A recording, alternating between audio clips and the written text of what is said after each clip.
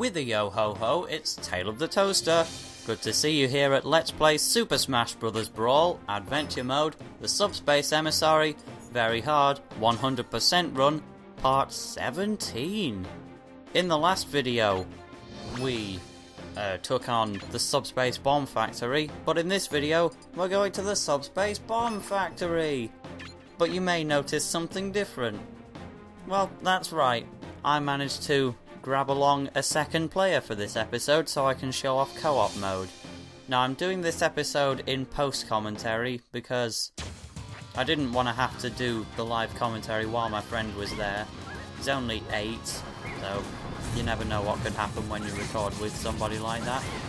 But post-com it is. He's called Frank, so he's playing as Donkey Kong and I'm playing as Tail, of course.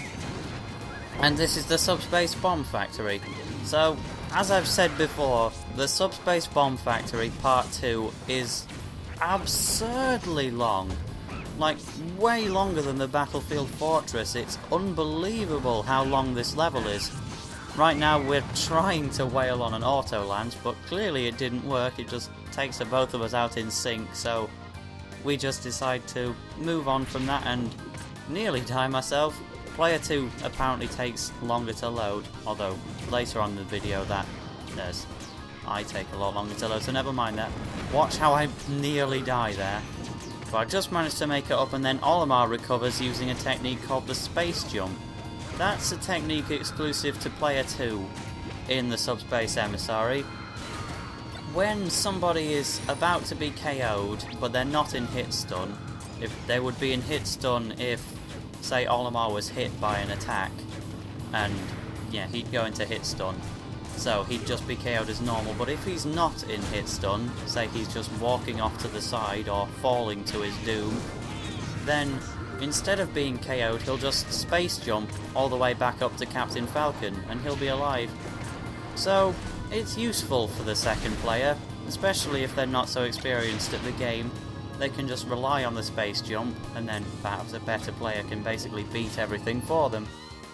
You can also manually space jump by pressing the pause button.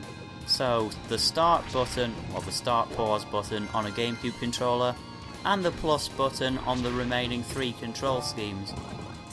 So yeah, it's very useful. Other than the Pokemon trainer, also there's a cube up there, you break it, I got a trophy of a Snova! But yeah, when Pokemon Trainer is journeying in his adventure, he seems to move about by space jumping. So his Pokemon like Squirtle will do the moving for him, and then the Pokemon Trainer will just space jump onwards. That seems to be how it works, so I guess Pokemon Trainer is that weak Player 2. Player 2's been out of it for a while now, he got KO'd, but it doesn't matter. I got spiked in the head. That looks like it could be a one-hit KO, but it isn't. Anyways, that door there, it's got 3 coloured symbols. That means you need to hit 3 different switches to open the door. The first of which is up there, and for some reason I jumped twice and then I couldn't crouch through the platform. So I got sent to the continue screen, and thusly I lost all of the stickers that had been applied to those trophies. But oh well, it got me Player 2 back, so I cut to when I was back at the switch, and Frank still gets KO'd. Well, Frankie I should call him. Frank's just the Brawl name because Frankie's too long. But he comes back as Olimar, and we've got some fuse and Armites to take out. So with 2 people around it's not much of a problem, so I'll wail on the fuse and my partner can flail on the Armites. Just about, even though we're both taking a bit of a slashing from them. But they'll go down within time. Diddy Kong can't hold himself in the air with his up B like he does in regular Brawl, so I was a bit scared there, just falling, but I managed to make it back. And it has more of an effect here. After I hit the switch, there's actually a door all the way up here. It's quite easy to miss. You can see it at the bottom of the screen earlier on in the video, but I didn't point it out. But Diddy Kong can't quite make it up there just with his up B, because he doesn't hold himself in the air like he does in a regular Brawl. But I managed to make it up there like that, so we get into this room, and again just regular falling speed from Rocket Barrel Boost was having a bit of a duff effect on me there. But in the end I managed to hit the bomb block, got an HM Mech Rosa trophy, and also a trophy, well no, not trophies, just a bunch of stickers. So, something I didn't get to explain in episode 15, because Stelios was too busy talking over me. Well, I was talking over him more often, but the point is I didn't really get a good chance to explain this. The marvellous marbles, or the happy beads, or the shadow bugs we've been seeing throughout our adventure, those are actually made from Mr. Game & Watch. The same... never mind that. But, yeah, a certain person who has a role in this story that we've yet to be introduced to has been exploiting all of these Mr. Game & Watch to make these shadow bugs. So, I'll just say the front man or front woman of the Subspace Emissary, well, the Subspace Army. Yeah, he's been manipulating Mr. Game & Watch to make shadow bugs. Mr. Game & Watch have no concept of good or evil, so they don't really know what's going on, they just go along with it. So, you could consider Mr. Game & Watch a bad guy, even though we've got one on our team now, but he just doesn't have a concept of good or evil, so really he's just nothing. Poor Mr. Game & Watch lacks a personality. Maybe one day he'll find himself a Mrs. Game & Watch with just as little personality. But we don't know, so back on with the Subspace Bomb Factory anyway. We've got a R.O.B launcher here who can get in the way, but hit that switch and up here there's an orange cube with a single sticker in it. And as I get burnt, I also make it down to this blue cube, which has a Maxim tomato, which was pretty helpful. Something I didn't say about the space jump, it's highly speculated to originate from Kirby Superstar, because it's pretty much identical to a move from Kirby Superstar. And obviously the creator of Super Smash Bros. Brawl has many connections with Kirby. How I did not die there is pretty much luck, but hit the switch and then the fire will turn off so you can make it through to this auto-scrolling section, which scrolls so automatically I decided to taunt. Seems that Frankie's out of the business again, and it's just me going as normal with one life.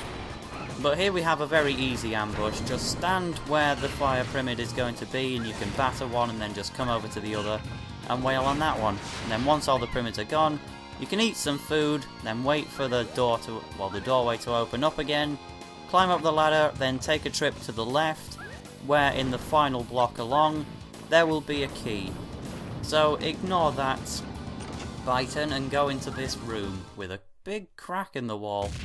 So Donkey Kong pounds on the wall, and eventually he breaks through and meets up with Samus and Pikachu. Oh, friends!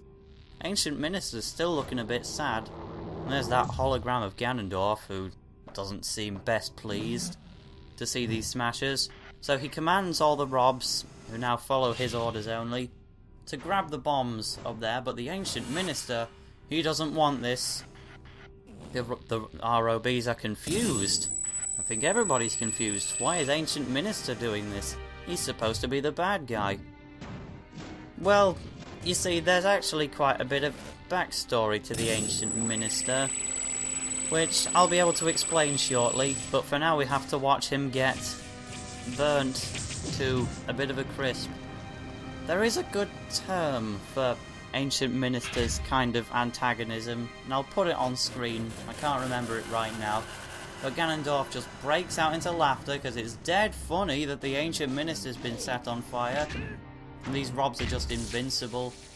The characters all make their best efforts to try and break the R.O.Bs, but it's not happening. Ganondorf disappears, and then we're joined by these enemies here.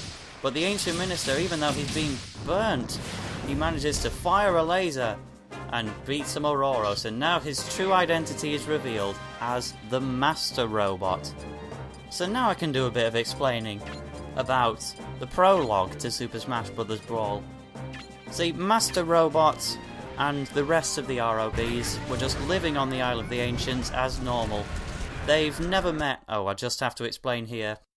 I showcased there that if player 1 dies and player 2 is still active, you still get sent to the continue screen. So anyways, this was my second attempt at this ambush. It's a hard ambush, there's lots of enemies, but I'm going to go back to explaining the prologue.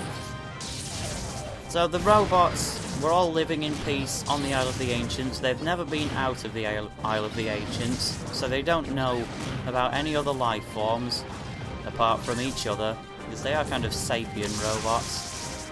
But the point is, this character, who I still can't introduce yet, because we haven't seen him in the story, in an effort to take along the storyline of the Subspace Emissary, he took the whole island hostage, and he was having to sacrifice some R.O.Bs to use these subspace bombs.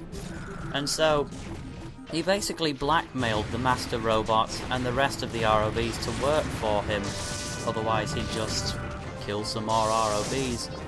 So the the Master Robot reluctantly agrees to help out with it. Well, I'm just gonna have to censor that. I just said the thing's name. Oh well, Blast Box blows me up there. But yes, the Master Robot reluctantly agrees to help this person, with his conquest to take over the world. And sad as it is, they had to do it. And so the Master Robot was pretty ashamed of what he's had to do, because obviously he's having to sacrifice R.O.Bs to use these subspace bombs. 2 for every bomb he has to sacrifice. So you can imagine he's a bit gutted. Frankie's playing as him right now. But anyways, Master Robot is ashamed, so he decides to hide his identity and dress up as the Ancient Minister in that cloak.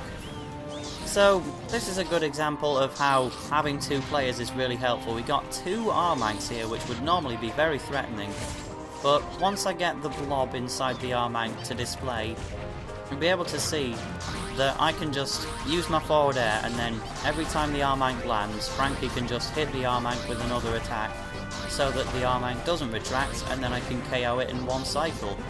And then we just have to get rid of the other R-Mank. I expected to need to do this ambush lots and lots of times, considering that I was expecting player 2 to lose a lot of my lives for me, but no, we managed it on our second try, so we beat that R-Mank there. I like the look of the R.O.Bs in the background. They don't move, it's like little toys. And we all know I like toy robots, but that is a lot of bombs being set off in one place. I remember the first few times I was playing this, before I really knew the story, I was all like, you're using that many bombs in one space? That's a bit of a waste. Oh, and I like what they did with the directing there, just putting them in the spotlight. But it's not actually a waste. The more subspace bombs that are used in one place, the bigger the explosion will be. And the leader of the subspace army needs an explosion of a certain size for something. But Master Robot bids farewell, and now we pick our characters to go on with the next platforming section. That's right, this level's still not done yet. I decided to play as Master Robot. Frankie goes with Donkey Kong, who clearly falls faster, which was annoying to me. But this is an auto-scrolling section. There hasn't been that many auto-scrolling sections in Brawl, but this is the longest one. So do take care with it if you're playing the game yourself. You got to break those blocks there while defeating enemies along the way. You don't have to defeat enemies along the way, but you probably should. And something I didn't notice, not only were the R.O.Bs manufacturing the bombs that would later kill themselves, they also made the dart cannons. But because they're short in numbers, obviously they were only entrusted to Bowser and Wario. It's presumed that Ganondorf has one as well, but we never see him use that. He just sits in his room and watches the other administrators do the work. So that is the second taunt of the LP, and then we just screw around for a bit while we wait for this platform to split apart. It's very easy to die here, but what I recommend is that you jump over that first simul, just stay off screen for a bit, and then you'll be able to get to that door without having to land on those platforms. If you do land on a platform, I believe it takes you upwards. Yeah, that's right. If you stand on one of those platforms, then it will start to raise and probably push you into a simul. Now this section's even harder to avoid. Also, this is an example of player 2 loading much faster than me. There, so I'm playing as Olimar now. I just decided to take the explosions from the quark mines because they're too difficult to avoid. Over in the right here... Oh, not yet. There is a sticker there which I managed to get. But yeah, we got some mites and poison mushroom, but the bottom left there's a heart container. You don't need that for 100%, I don't think, which is a good job because I missed it. And then also in the bottom right over there was a trophy stand with a trophy stand on it. No, it's just the trophy of the trophy stand, which is a very weird trophy. But eventually you make it to that door, and you'd think you were finally done. Break that cube for a maxim tomato, and then drop down here. Are we finally done yet? We've certainly got a cutscene. Falcon just clicks, and what do you know, here's the Falcon Flyer. Falcon Flyer was never actually in an F-Zero game. It was an original creation for the Smash Brothers games, unless it was in an F-Zero instruction booklet. I'm not sure. But no, we're not done. We have a bloody boss battle now! Ridley returns, this time in the form of Meta Ridley. And Pikachu is absolutely fantastic for this fight, because I'm going to say Meta Ridley's weaknesses now. He takes 1.2 times damage from electricity, which obviously Pikachu uses, 1.5 times damage from ice, and 1.3 times damage from water. Now if you compare that to the resistances of regular Ridley, you'll notice that Meta Ridley actually takes more damage from these elements. He resists fire just as much, 0.7 times, so maybe avoid using Samus, though forward air still does a lot of damage. Frankie was actually trying to space jump there to get back to me, but it doesn't work in boss battles or battles with other smashers. So don't try that, only try it in the adventure ring. So, Meta Ridley, I think is a pretty easy boss, even though it's already taken out Frankie. Meta Ridley obviously weak to electricity, so if you're using the set characters, I recommend going in with Pikachu and using forward air. Forward air and down air do just as much damage as each other, but because forward air is multiple different hits, I believe the multiplier makes the forward air do more damage. So Frankie takes 95% in one fell swoop, I think that was. Meta Ridley then grabs onto the ship, and this is his most devastating attack. You can hit Meta Ridley off the ship by hitting him with any attack at a certain timing, but I didn't think it was worth the risk, so I just got out of the way while Meta Ridley killed Frankie again. So, as has been a bit of a running theme with this episode, I'm all alone again. Meta Ridley is a very infamous boss to try and get a trophy of, because the less health he has, the more off the side of the Falcon Flyer he will hang around. So sometimes you'll hit him with a trophy stand and then he'll just fall into nothingness, and there's a time limit which makes it even harder to get one to even appear. But you can grab the trophy in the air, so bear that in mind. So that's one hell of an explosion. But the Falcon Flyer's coming down, and so is the Halberd. Oh, all the groups are coming together, it's so collective. I love being collective. But now that that explosion's gone off, you can't go back to any of the Subspace Bomb Factory levels. And I believe there might... No, that's it. So it's impossible to tell if I actually got 100%. But hopefully I did. And the video's cut off now, but in the next video we'll be going to the entrance to Subspace. Bye for now.